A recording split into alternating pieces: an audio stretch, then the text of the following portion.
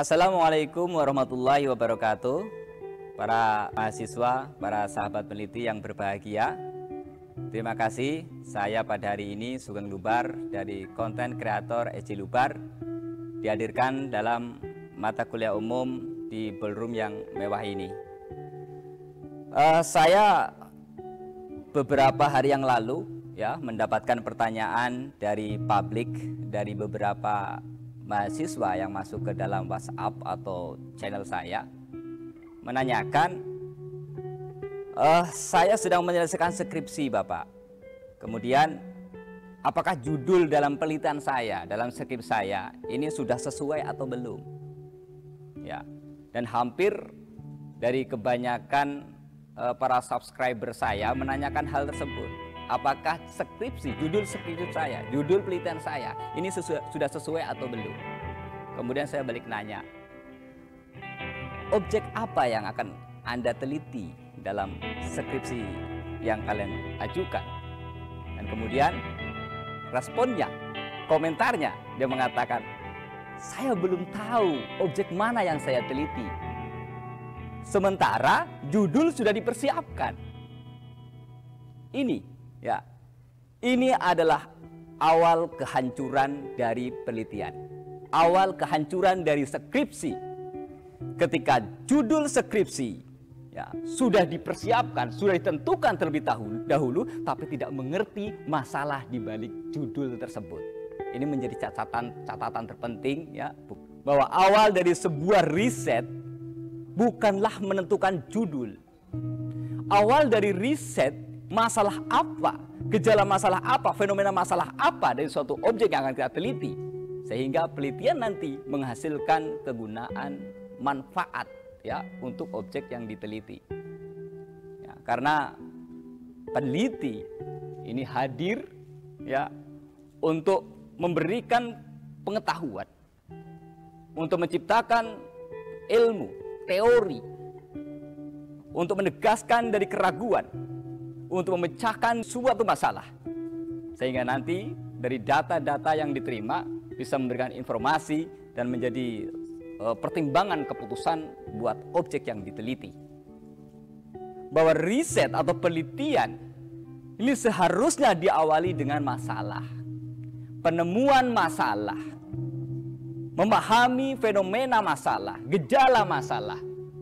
Dan karena penelitian sifatnya ada suatu ilmiah, ini harus didasarkan atas rasional, atas pemikiran logis, didasarkan atas empiris, fakta, data yang ada di lapangan, didasarkan atas sistematika yang tersusun sehingga bisa menghasilkan sebuah data, sebuah informasi, sebuah kesimpulan yang nantinya menjadi pertimbangan yang strategis untuk para pebisnis atau untuk objek yang kita teliti.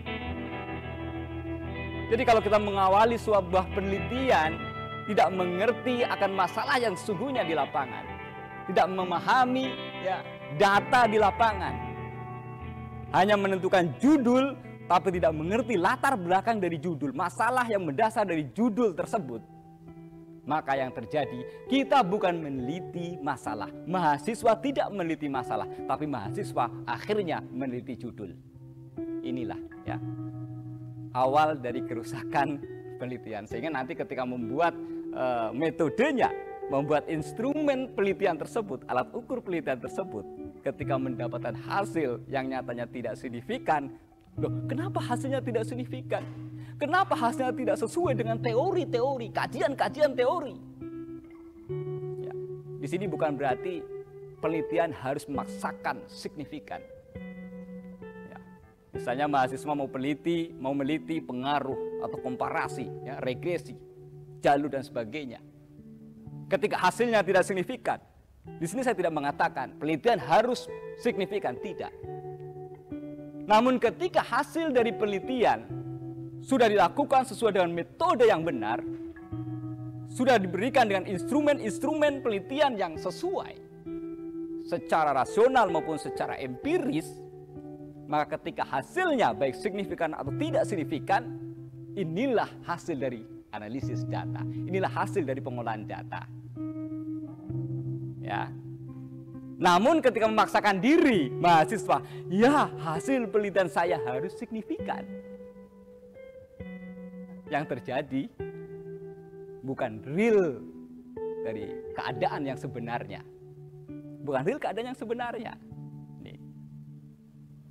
Namun ketika diharuskan menjadi hasilnya adalah signifikan, maka penelitian itu tidak usah diteliti. Kita dapat masalah langsung sampaikan, oh ya penelitian itu nggak usah diteliti karena memang sudah diharuskan signifikan. Inilah pola pikir yang keliru.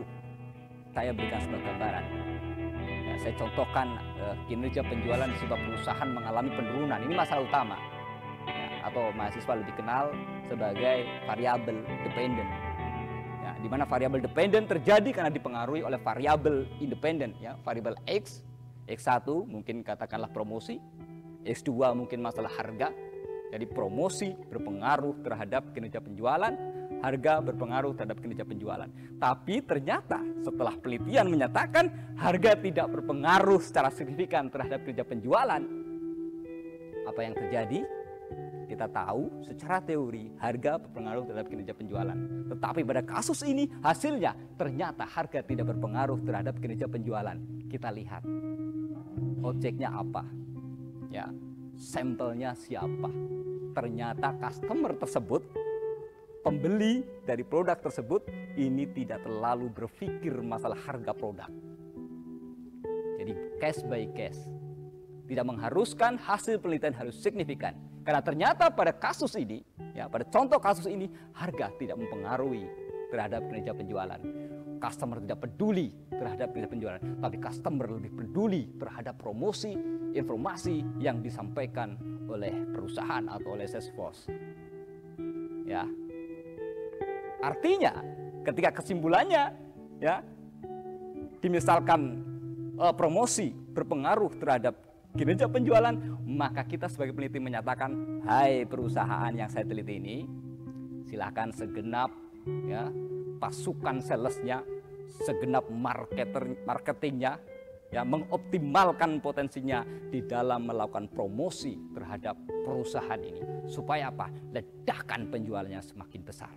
Inilah tujuannya adalah membuat penelitian, membuat skripsi, memberikan kemanfaatan kepada objek yang diliti, memberikan kemanfaatan kepada subjek yang diliti, memberikan kemanfaatan kepada masyarakat luas.